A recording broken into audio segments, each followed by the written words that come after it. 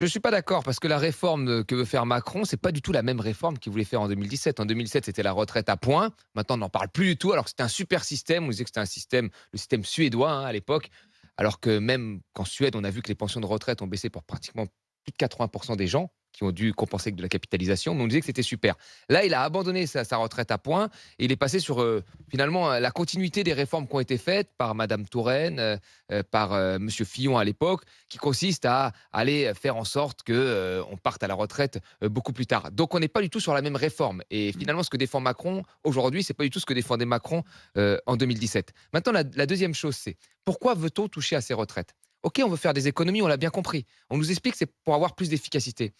Heu, faut dire une chose, c'est que notre système de retraite est l'un des systèmes les plus efficaces au monde. Nous avons aujourd'hui 1 million de retraités sous le seuil de pauvreté. C'est énorme, il faut faire des choses pour eux. En Allemagne, ils sont 3 millions.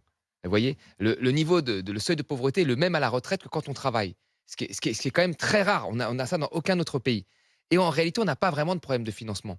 Vous savez, la transition démographique, elle a été faite depuis longtemps. Vous aviez, dans les années 70, 3 retraités pour 10 emplois.